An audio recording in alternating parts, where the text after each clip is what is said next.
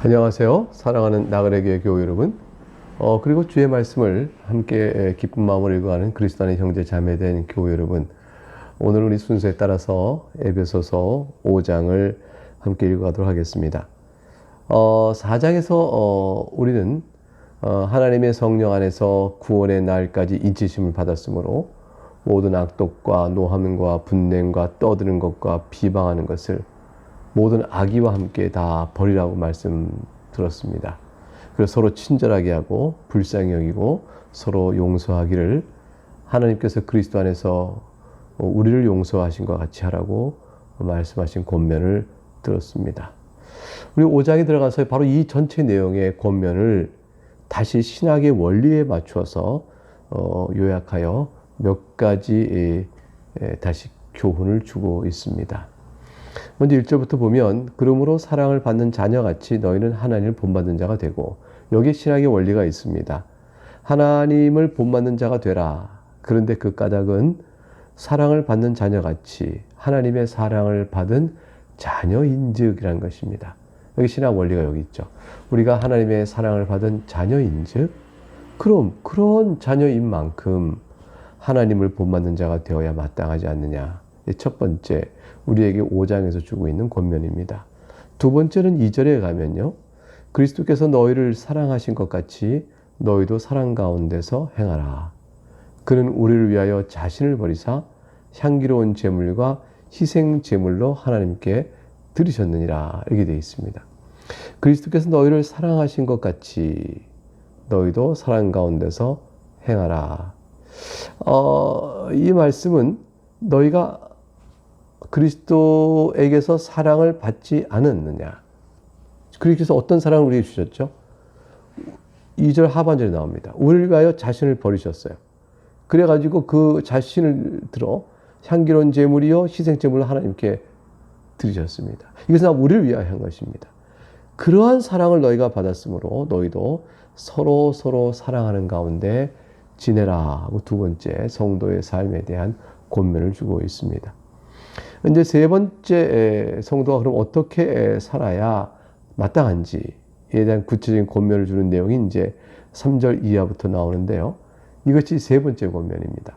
3절 이하의 내용의 몇 절을 따라가다 보면 성도가 하지 말아야 될 것을 하지 말아라 이렇게 되어지는 권면이 나옵니다. 3절부터 볼까요? 음행과 온갖 더러운 것과 탐욕은 너희 중에서 그 이름조차도 부르지 말라. 이는 성도에게 마땅한 바니라. 그 당시 에베소는 굉장히 타락한 우상 숭배의 죄악과 또 그 사제들과의 음란한 관계, 이런 등등이 만연된 아주 타락한 도시였습니다. 고린도, 에베소의 맞은편 쪽에 있는 고린도 도시가 아가야 지역에서 그런 것이라면 이쪽 소아시아 쪽에서의 에베소 교회 또한 극심한 타락을 보이고 있었죠. 그래서 이제 음행, 온갖 더러운 것, 탐욕, 그건 이름조차 부르지 말라. 당연코 완전히 배격할 것을 엄히 말합니다. 왜냐하면 성도는 이런 것을 하는 것이 성도에게는 매우 부적절한 것이죠. 그래서 이름조차 부르지 않는 것이 성도가 마땅히 할 일입니다. 그러니까 그 앞의 일들, 음행과 온갖 더러운 것, 탐욕은 성도에게 매우 부적절한 일이 되는 것이죠. 4절에 보니까 또 하지 말할 것을 이어서 말합니다. 누추함과 어리석은 말이나 희롱의 말이 마땅치 아니하니 오히려 감사하는 말을 하라. 성적인 타락에 대한 권면을 했다면 이번엔 이제 언어와 관계된 거죠. 누추함이다. 누추함과 관계된 말. 입에 올리기조차 부끄러운 속되고 더러운 말을 하지 말라. 어리석은 말은 그야말로 어리석은 말입니다. 이게 진리와 지혜에서 벗어난 것을 옳다고 우기는 어리석은 말. 또 희롱의 말. 이게 상스러운 농담입니다. 이런 것들을 아예 입에 올리지도 말고 입에서는 하나님께 올릴 감사와 사람들 성호 간의 감사의 표현해라. 서로 감사하는 마음은 깨끗한 마음이에요. 그러니까 하나님께 감사하고 사람들 사이에도 서로 받은 것과 고마움을 들어 서로 감사한다면 아름다운 관계가 형성이 되어지는 것이죠. 5절 또 하지 말할 것을 계속 이어 말합니다. 너희도 정녕 이것을 알거니와 음행하는 자나 더러운 자나 탐하는 자, 곧 우상 숭배자는 다 그리스도와 하나님의 나라에서 기업을 얻지 못하리니 이랬습니다. 여기서 이제 음행하는 자, 더러운 자, 그리고 탐하는 자. 이 탐하는 자는 우상숭배자와 같습니다. 탐욕은 우상숭배라, 탐심은 우상숭배라 하셨기 때문에 결국 세 가지, 음행, 더러운 것, 그 다음에 우상숭배자, 곧 탐하는 자, 이렇게 사는 세 가지 종류 불을 들어서 모든 악들을 요약적으로 대표적으로 제시하고 있는 거죠. 이러한 자들은 하나님 나라, 그리스도와 그리스도의 나라와 하나님 나라에서 기업을 얻지 못한다. 이렇게 되는 얘기예요. 그리스도 나라가 곧 하나님 나라이므로 그리스도 나라에서 그리고 곧 하나님 나라에서 기업을 얻지 못한다. 회개하지 아니하면 그대로는 아무나 하나님 나라 상관이 없는 자가 되어집니다. 이와 같은 데서 너희가 돌이켜 이제 주 앞에 이르렀으니 다시 그들과 함께 저들의 악에 참여하지 말라. 이런 말씀이 되는 거죠. 이러한 하지 말아야 될 권면의 내용이 쭉 세 절 걸쳐 나왔는데, 근데 이런 일들이 왜 성도가 넘어지게 될까요? 괜찮다고 하는 자도 있는 겁니다. 괜찮다. 이제 6절에 보니까 누구든지 헛된 말로 너희를 속이지 못하게 하라. 이로 말미암아 하나님의 진노가 불순종의 아들들이 임하나니. 불순종의 아들들이 말이죠. 이런 일을 행해도 괜찮다. 우리는 그리스도 안에서 다 용서받았다. 그러니까 이런 죄는 다 상관없어. 이런 죄를 지어도 우리가 다 하나님 나라 들어가는데 문제 없어. 이렇게 말한다면 이것은 참으로 거짓된 말이 되어지는 것이죠. 회개하여 그런 악행에서 끊어지고 돌이킬 수 있도록 주님께서 우리를 믿는 자를 의롭게 하신 거죠. 참으로 믿는 자는 이것의 은혜에 따라서 이런 악행을 주 앞에 회개하고 또 새롭게 되길 원하며 실제 새롭게 된 삶을 살아나가야 합니다. 그런데 불순종의 아들들과 함께 7절 그러므로 그들과 함께 하는 자가 되지 말라. 함께 참여하며 그 안에서 상스러운 농담을 하고 각종의 음욕과 더러운 일들에 빠져 있으면서 괜찮다고 말하는 것은 이건 죄악입니다. 복음의 교훈과 어긋나는 것이죠. 그래서 여기까지가 이제 하지 말라는 이제 세 번째 권면이죠. 하나님 본받으라. 그리스도의 사랑을 받았은즉 서로 사랑하라. 세 번째 이렇게 하지 말아야 될 것을 하지 말아라. 네 번째 권면은 성도가 이제 해야 될 것을 하라는 권면으로 이어져 갑니다. 8절. 너희가 전에는 어둠이더니 이제는 주 안에서 빛이라. 빛의 자녀들처럼 행하라. 빛의 자녀들처럼 행하라 했어요. 어떻게 행하는 걸까요? 9절. 빛의 열매가 먼저 설명합니다. 9절. 모든 착함과 의로움과 진실함에 있느니라. 빛의 자녀들로 착함과 의로움과 진실한 열매를 맺는 것. 이것이 네 번째 권면이죠. 이런 일을 잘할 수 있도록 하기 위해서 우리가 살펴봐야 될 일들을 이어서 말합니다. 이게 10절에 보게 되면 이러한 열매가 있는가 시험하라는 것이에요. 즉 주를 기쁘시게 할 것이 무엇인가 시험해보라. 너희 가운데 있는 것 가운데서 주님이 기뻐하실 일이 뭐가 있는 걸 찾아 살펴봐라. 그럴 때에 너희가 가진 빛의 열매, 착함과 의로움과 진실함이 있다면 주님이 기뻐하실 것이다. 그렇지 못하다면 돌이켜 회개하고 그걸 행할 능력을 주 앞에 구해야 될 것이다. 11절 너희는 열매 없는 어둠에 참여하지 말고 도리어 책망하라. 빛의 열매가 너희 가운데 있어야 할 텐데 이와 같이 어둠 속에 들어가게 되면 너희 가운데 착함이 있겠냐, 의로움이 있겠냐, 진실함이 있겠냐라는 말씀입니다. 이와 같이 열매 없는 어둠의 일들이란 것은 은밀히 행하죠. 은밀히 행하고 또 말하기도 부끄럽고 수치스러운 것이죠. 그런데 이것들이 다 빛을 비추게 되면 빛 아래서 빛 아래서는 드러나게 되어 있는 겁니다. 악인들만 다 모였을 때는 서로 악인지 몰라요. 근데 의인이 있게 되므로 악이 악으로 드러나게 되어지죠. 그래서 13절에 책망받는 모든 것은 빛으로 말미암아 드러나느니 드러나는 것마다 빛이라.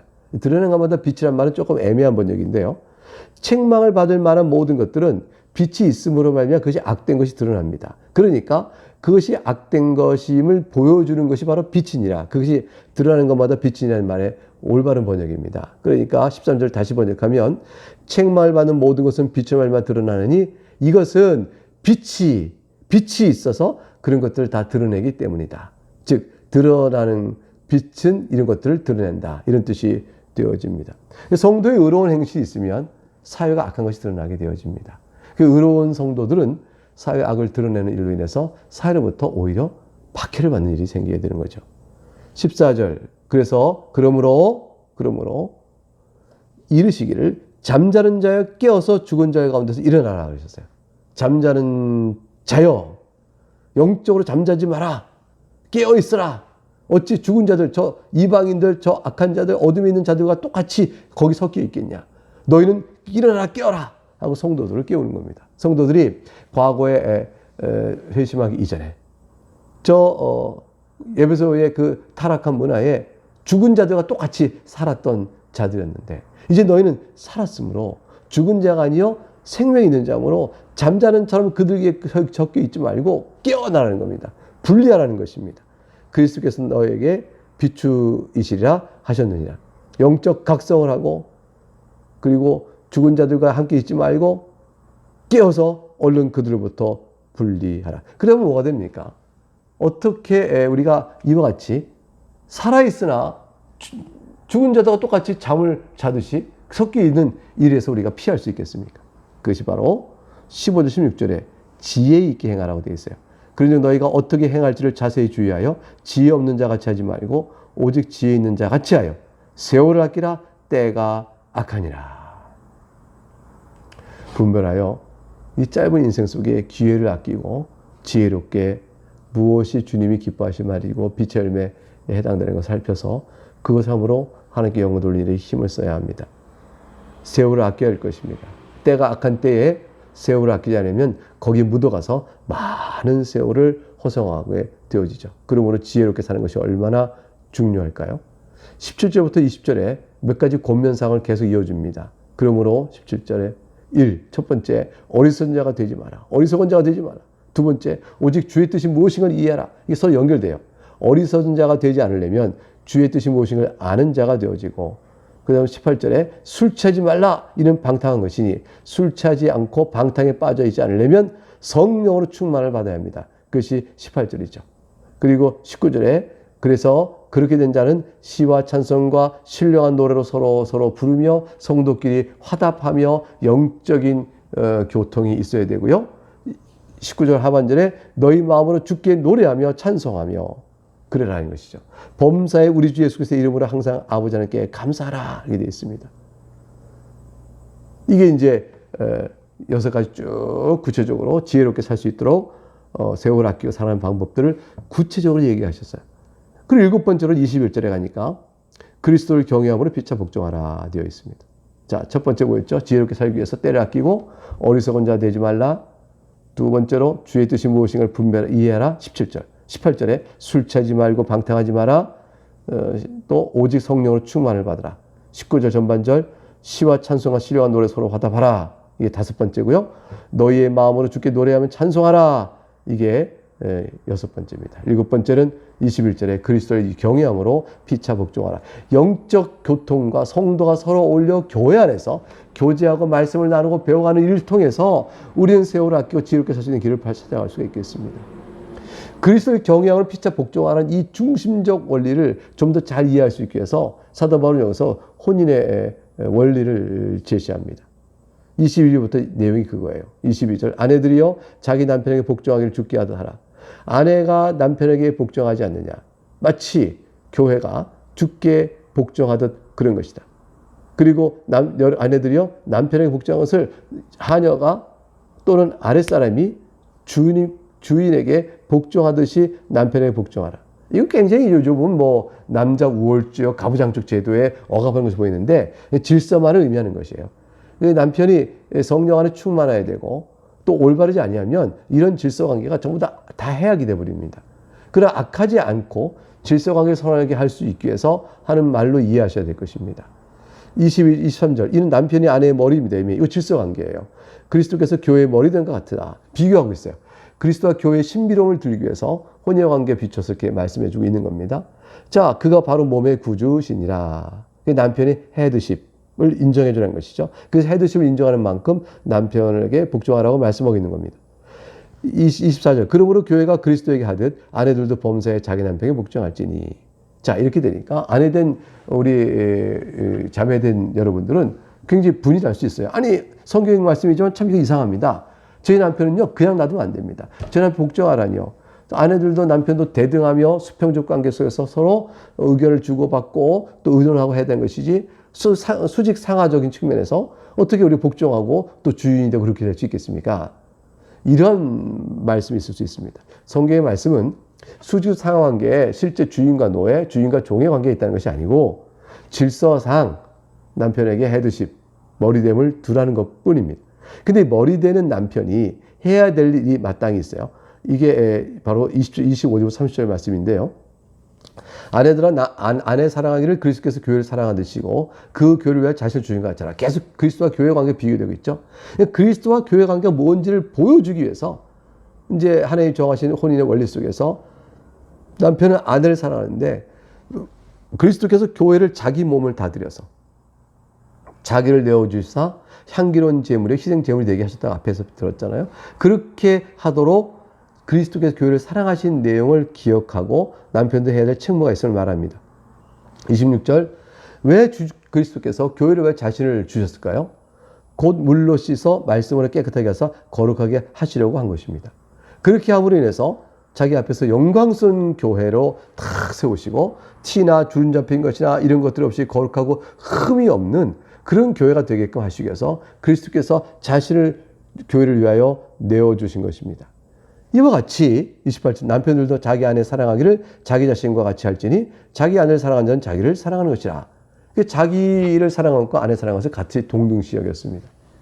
이와 같은 일 속에서 아무도 남편에게 아내 사랑한다는 것에서 반발하거나 이거 틀렸어 이렇게 말하는 사람 없어요. 결국은 헤드십이라는 것은 이런 사랑의 흐름이요. 그 헤드십은 이 사랑 안에서의 질서를 말하는 것입니다. 사랑은 방종을 말하지 않고 질서 관계 안에서 이루어지는 것이니까 이런 것을 말하니까 이렇게 되는 남편의 사랑이 있고 거기에 따라 헤드십이 인정되는 관계 속에는 지금 왜 남편에게 복종해야 하냐고 이의를 제기했던 사람의 마음속에 그려지는 그 왜곡된 가정과는 좀 다릅니다. 그러니까 수평적 상호 대등의 관계 속에서 헤드십을 인정해 주어 질서를 세우되 그 헤드십을 가진 남편은 자기 몸을 사랑하듯이 사랑하는 관계 안에서 그 수평적 대등한 관계의 복됨을 그대로 드러내는 것이죠. 그런 것이 이제 마땅하다. 이게 바로 그리스도와 교회 관계가 무엇인지를 잘 알 수 있도록 하기 위해서 예를 끌어온 것입니다. 29절 보니까 누구든지 언제나 자기 육체를 미워하지 않고 오직 양육하여 보호하기를 그리스도께서 교회에게 함과 같이 하나니 우리는 그 몸의 지체임이라 그랬어요. 그래서 그리스도의 몸된 지체로 우리가 있을 때에 서로 어떻게 사랑해야 하는가에 대한 원리를 혼인관계에 비추어서 설명했다라고 할 수 있습니다. 이것은 매우 이제 그리스도와 우리 관계가 신비한 연합에 있는 것이죠. 그래서 31절에 보니까 그러므로 사람이 부모를 떠나 그의 아내와 합하여 그 둘이 한 육체가 될지되 32절 이 비밀이 크도다. 나는 그리스도와 교회에 대하여 말하노라. 이 비밀이 크다는 이 비밀은 뭘 말하냐면 결혼관계에서 유추한 그리스도와 교회 관계가 얼마나 신비롭고 오묘한지 이것이 비밀이라는 것이에요. 사랑하는 교회 여러분, 우리는 그리스도와 한 몸입니다. 그리스도는 우리의 머리이십니다. 그러므로 그리스도를 섬기는 마음을 갖는 자는 그리스도께서 우리를 어떻게 사랑하셨나요? 자기를 내어주게 사랑하셨지 않습니까? 그 사랑에 따라 합당한 사랑의 반응으로 그리스도께 우리가 나아가야 하는 것이 성도의 마땅한 자세입니다. 이 일을 이해하기 위해서 혼인관계를 얘기했습니다. 남편은 아내를 자기 몸처럼 사랑하는 그 사랑을 받고 남편의 헤드십을 인정해야 되는 것이 우리 다 아는 이치 아닙니까? 그런 것처럼 교회와 그리스도 관계 그러니 여러분 교인과 성도로서 그리스도의 몸된 지체로서 여러분이 어떻게 해야겠습니까? 그리스도를 사랑하십시오. 그리스도께서 여러분을 자기를 내어주게 사랑하셨습니다. 하나님을 본받으십시오. 하나님 여러분을 사랑하셨습니다. 그렇게 말씀하고 있는 것입니다. 그러므로 하지 말할 것을 하지 말고 행할 것을 행하시기 바랍니다. 이렇게 되어 있는 것입니다. 궁극적으로 지혜 있는 자처럼 되어서 세월을 아끼고 하셔야 할 것입니다. 33절 마지막에 비유의 초점을 다시 확인합니다. 그러나 너희도 각각 자기 아내 사랑하기를 자신같이 하고 아내도 자기 남편을 존경하라. 이 원리를 다시 한번 일깨우므로 그리스도와 교회 관계에 대한 신비로운 이 32제 비밀이 크도다라는 것에 대해서 다시 한번 환기해 주었습니다. 오늘 레위기서 5장은 여러 가지 측면에서 성도의 실천적 삶의 구체적인 사항들 쭉 굉장히 많은 교훈을 주고 있습니다.